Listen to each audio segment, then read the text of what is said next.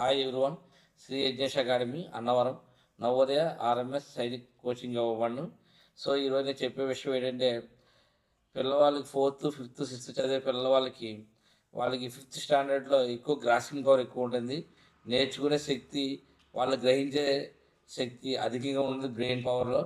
So వాళ్ళకి అందువల్ల central government వారు నవోదయ, సైనిక్, ఆర్ఎంఎస్, శ్రీరామ టెస్టులు ఈ 5th, 6th, 4th ఈ స్టాండర్డ్స్లోనే వాళ్ళు కొన్ని టెస్టులు కండక్ట్ చేయడం జరుగుతుంది. అందువల్ల ఆ టెస్టులని మీ పిల్లవాళ్ళతో రాయించడం వల్ల వాళ్ళు ఫర్దర్గా ఈ టెస్టులు రాసినప్పుడు వాళ్ళు ఫెయిల్ అవ్వచ్చు లేదా పాస్ అవ్వచ్చు. ఆ టెస్ట్ రాస్తే వాళ్ళు పడే స్ట్రెస్, ఒత్తిడి ఇవన్నీ అధిగమించి వాళ్ళ విజయం ఏ విధంగా సాధిస్తారు. సో ఒకవేళ టెస్ట్లో ఫెయిల్ అయితే వాళ్ళు నేర్చుకున్న చిన్న చిన్న మిస్టేక్ చేస్తారు. ఆ తప్పుల్ని మళ్ళీ ఓవర్కమ్ చేసి ఏ విధంగా వాళ్ళు విజయం సాధించాలి అనే వాటి మీద ఫోకస్ చేస్తారు.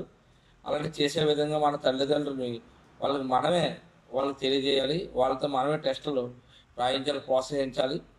ఇలా ప్రోత్సహించడం వల్ల వీళ్ళు పెద్ద ఎదిగిన తర్వాత, అంటే గ్రాడ్యుయేషన్ అయిన తర్వాత సెంట్రల్ గవర్నమెంట్ జాబ్ లేదా స్టేట్ గవర్నమెంట్ జాబ్లు అప్లై చేస్తారు. కాబట్టి అప్పుడు ఖచ్చితంగా వీళ్ళు చిన్నప్పటి నుంచి నేర్చుకునే ప్రతి టెస్ట్ రాసిన ప్రతి టెస్ట్ సంబంధించిన వాళ్ళు అనుభవించిన స్ట్రెస్ ఓవర్కమ్ చేసిన విధానం ఇవన్నీ కూడా ఆ రోజు వాళ్ళకి ఉపయోగపడి వాళ్ళు ఫస్ట్ అటెంప్ట్లోనే లేదా సెకండ్ అటెంప్ట్ ఖచ్చితంగా వాళ్ళు అనుకున్న గోల్ని రీచ్ అయ్యి వాళ్ళు ఖచ్చితంగా వాళ్ళు అనుకున్న జాబ్ని వాళ్ళు సాధిస్తారు.